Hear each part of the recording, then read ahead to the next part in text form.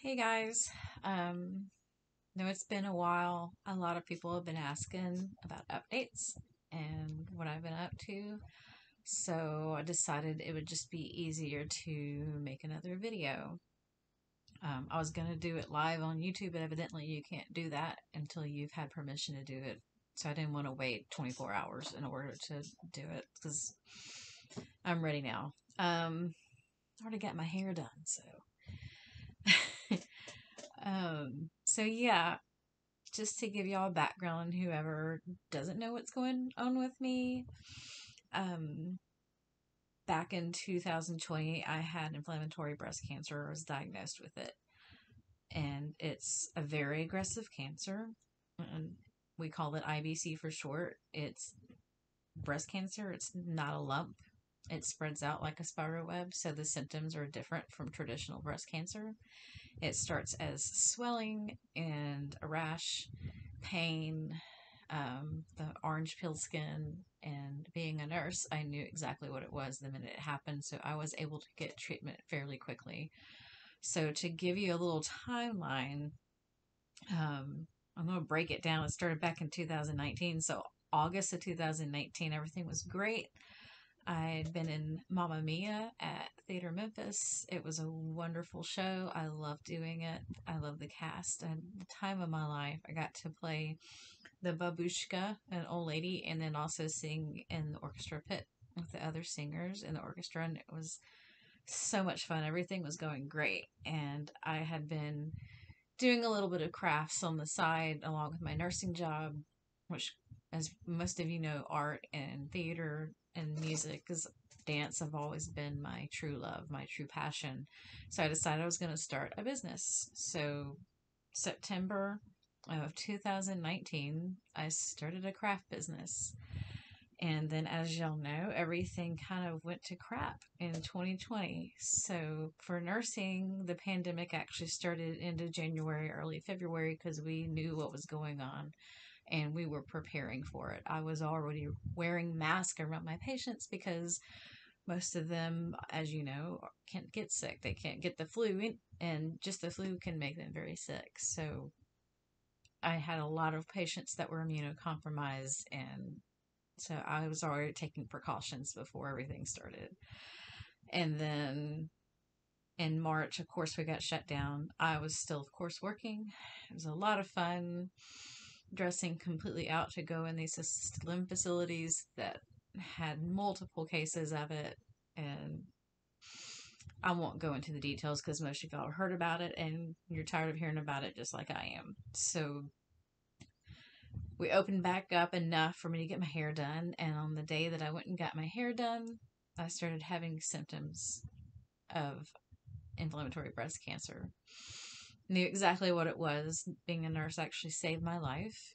But due to that fact, most of the doctors in Memphis that have treated IBC have never seen a case that early and still did not believe me. Um, didn't think that it was IBC. So I had to push and push to get my diagnosis. So after several MRIs and biopsies, they finally found it. I got my diagnosis in June of 2020.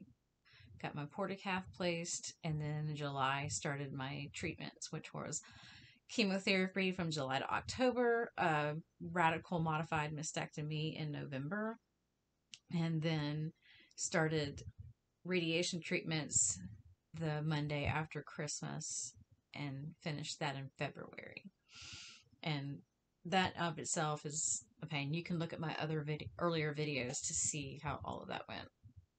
So the rest of 2021 was just recovering from all of that mentally, physically. Um, I started back to work as a home health nurse in April of 21. Thought that I could go back to my normal routine. That did not happen. I learned very quickly that I was not going to be able to go back to my life as it was right away, at least. I was worried it was going to be forever, but more on that later. um, so, like I said, the rest of 2021 I spent recovering, building strength, working on pain management, depression, trying to get my energy level back up because the fatigue continues for months, almost a year after you finish treatment, especially radiation, which you would not think that it would keep going. But between scar tissue and then the fatigue and the depression, it was rough. And then trying to get back healthy and losing weight and get back in shape was a whole other animal. My family was very forgiving during that time. They still are. Um, they're my rock. They do everything for me, especially my boys. They're both in high school, and one of them still is, but they both, on that spring break in March of 2020, they came home and never went back to school. Of course, they went back to half in the following year. My oldest son graduated, and my other son is going to graduate next year. So both of them had to grow up very, very quickly, going through not only a pandemic, but seeing me go through all of that. And they were amazing. They were there. They did everything for me that you can imagine. They're still like that. Um, so I've got some really good boys. My husband, God bless him, he kept us afloat. I couldn't work, especially because of the pandemic. But even if it hadn't been the pandemic, I don't know if I could have worked with the treatments. But he kept going to work, kept the roof over our head, kept dealing with all the stuff that he used to deal with at work, which is, I won't go into that. It's crazy. But, anyways, so going forward, in 2022, I was like, this is it. This is going to be my year. I was starting to feel really good. And then 2022 said, hold my beer. So the first thing that happened was my husband had to have stents again. He had stents previously, and had a heart attack several years before. It went great. He didn't have any problems. He recovered very quickly. Everything was going great. I'm like, okay, just a little thing. We can keep going. But during this time, COVID was still going. Both he and I got it at the same time and were in quarantine. And during all of that, my mother-in-law, who had Alzheimer's, was really getting bad. And unfortunately, while we were in quarantine, she had to be placed in a memory care unit. So we didn't get to see her during that time. In fact, I don't think I was able to go see her until Easter, partly because I was trying not to be around her because I was around a lot of sick patients. I still had patients with COVID that were recovering. I still have patients with COVID that are recovering. So I did get to go see her. But that's a whole other, people with family members who have Alzheimer's know what that's like. So anyways, I kept getting better. May of last year, I decided to go ahead and audition for my first show since going through cancer. And it was Guys and Dolls at Theater Memphis. And I had no idea what it was going to be like going into that audition, especially the dance part, because I didn't know what I could do. I didn't know if I was going to be able to do it. And, but I did.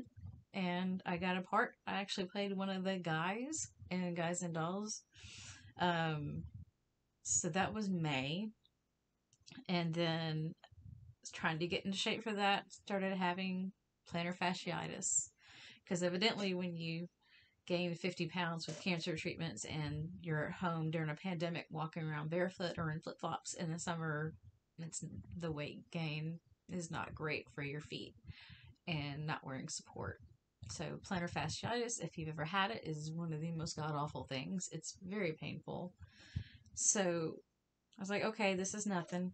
I've been through cancer. I can get through this. So, got the right shoes, did the right therapy, talked to all my physical therapy friends at work, and it was getting better. So we started rehearsals end of June, early July, and I was really nervous because I didn't know. I thought I was going to be, standing in the back doing some dancing. I didn't think I'd be doing the kind of dancing that I used to do, but Christy Hall, God bless her, she said, no, you can do this, and started giving me choreography like I did back when I was in my 20s, rolling around on the floor and doing turns and tapping. And I didn't know, I didn't think I was going to be able to do it. And Christy and Cecilia Wingate and Jared and Jeff and all the cast, especially my girl Ellen Ringing, y'all helped me get through it, and I did it. I was able to do the show. And oh my god, that cast! If you didn't get to see it, I'm sorry, because it was an amazing freaking cast.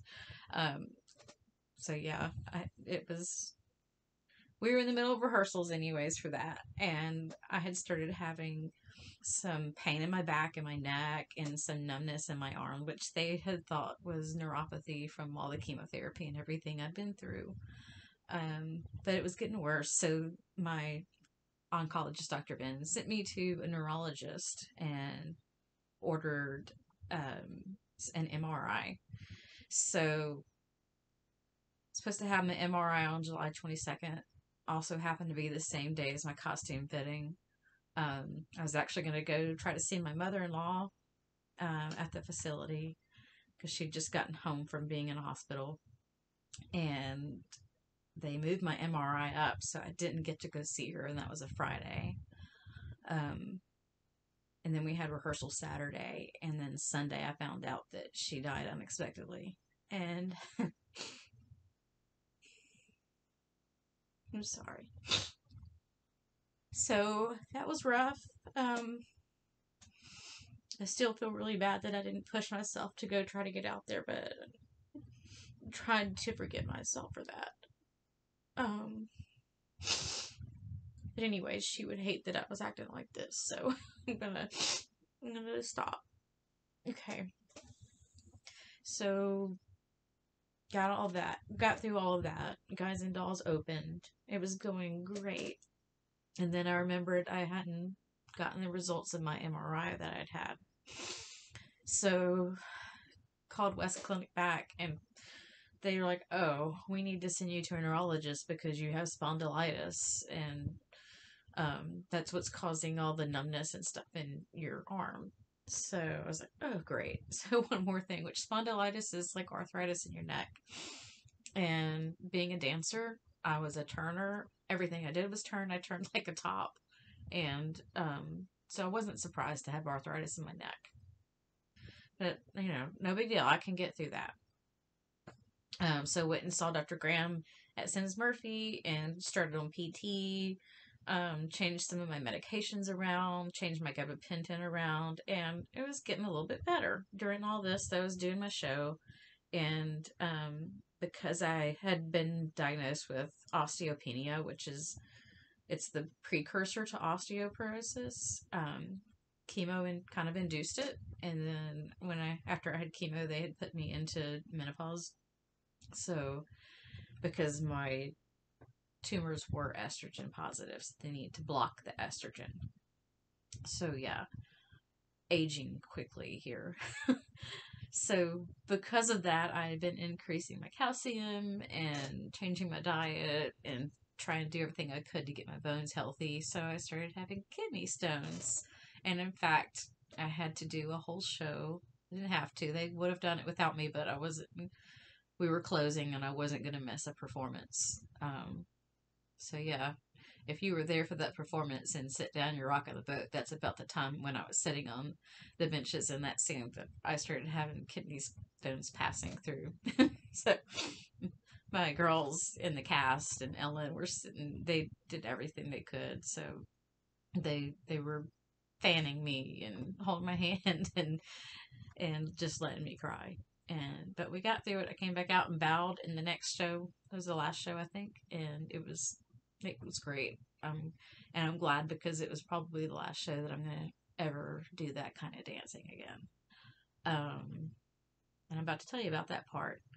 So, but before I tell you about that part, after the show closed, I was going on about my life, was trying to get my business back going since, it started but right before the pandemic. Wasn't going great, incurring a lot of debt because of interest charges and stuff. And so I'm ready to get started selling all my Christmas stuff. Well, in October, I went to go have my portacath flushed, which, if you don't know, a port is a little IV that they put underneath your skin, so you don't have to have IVs in your arms. The chemotherapy doesn't kill your veins. So, but you have to go have it flushed so often to keep it open and not clotting off. So I went to have my port flush, and something wasn't right, and I knew it the minute they started it. So had me come back the next week and looked at it under fluoroscopy and discovered that the line had broken off the port, and they didn't know, they couldn't see where it was, but there's only so many places where it can go because it's in your subclavian vein. So it can either go this way or this way, and none of them are good. So basically, it's like having an embolism, but the embolism is the line itself. And so that required an emergency CT and an emergency admission to the ER. And they came to find out that the line was at my pulmonary artery bifurcation, which, if you can imagine the artery splitting off to your both branches of your lungs, it was right there where it wise off right there, and the tip of it was in my right upper lobe artery. Luckily, I never had any symptoms. Couldn't even have told you it was there. So they did kind of hard cath type thing to pull it out, and then went in and took the port out under my skin. And so that was that. Like, okay, nothing else can happen, right? So, I had stopped PT at that point, but in January, I had to go to follow up with my oncologist, and I started having a lot of headaches and vision changes, and so she ordered an MRI of my head. So I had the MRI of my head on the 17th of February. Actually, no, I had it the week before that, and then I had gone to see Dr. Graham, the neurologist, and she had ordered an MRI of my neck. Another MRI. So 2 MRIs within a week of each other, and I get the results from the first MRI of my head, and they're like, "Have you had earaches or anything?" Well, yeah, I live in Memphis, and if you don't have any kind of sinus issues or something, something's wrong with you. Well, turned out I had mastoiditis, which is an infection in this bone right behind your ear. So they're like, "Okay, we're going to send you an ENT." Okay.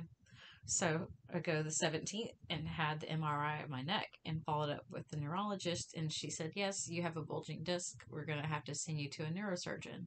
Oh, and by the way, you have something on your thyroid. We're going to send you for an ultrasound for that." At that point is when I lost it.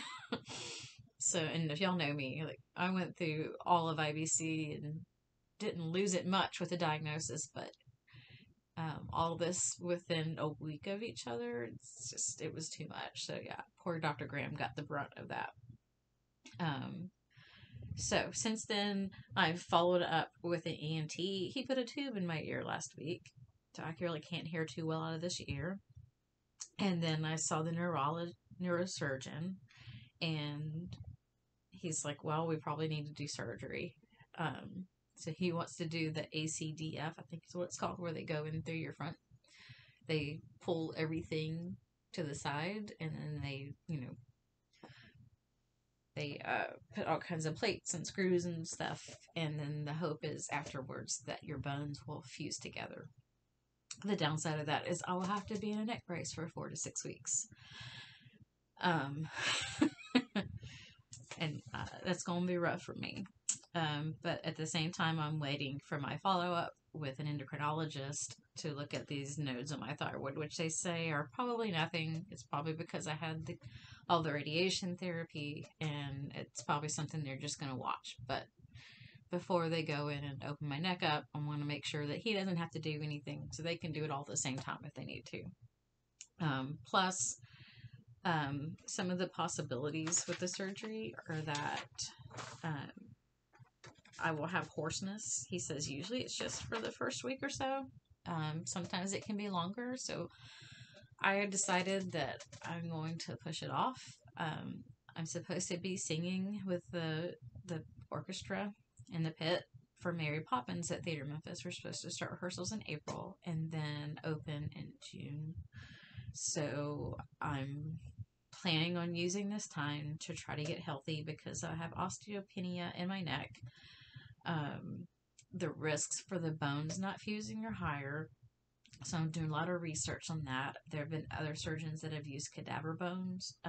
They've also used the bone stimulator.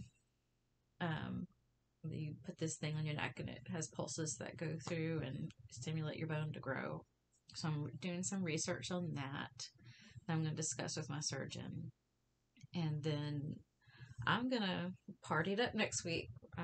St. Patrick's Day, as you can see, I'm working on decorations. I was going to do my video on that today, but with everything going on, I figured I'd give you an update. So, yep, I'm going to party it up next week, and then it's going to be my last big hooray at home. And then we'll start rehearsals, and I'm going to sing my ass off at Mary Poppins at Theater Memphis. And then I'll probably have my surgery in July. And we'll see how that goes. I'll try to keep you all updated. Meanwhile, I've got to get healthy, try to get some weight off, try to do everything I can to improve my bone health without getting kidney stones. So that's going to be interesting. And yeah, so it turns out that Guys and Dolls was my last big dance show. So people who don't know, dancers, we have 2 deaths. The first one is when you can't dance anymore. So, but I'm good. I'm happy that that was my last show, and I danced the hell out of it because I kind of had a feeling that it might be my last dancing show, but I'm not done performing. I can still dance. I just can't do all of the turns and jumps and stuff anymore. So I can still sing and I can still perform and I can still move. It's just going to be a little bit altered. So don't count me out, Christy or Jared or any of the other choreographers that may be watching this. Because I'm not gone. I'm going to keep going. Just out of spite. I'm not going to quit. But meanwhile, I've got to get my business up and going. So I'm going to post some videos of some things that I'm going to be selling to try to get my business back in the black.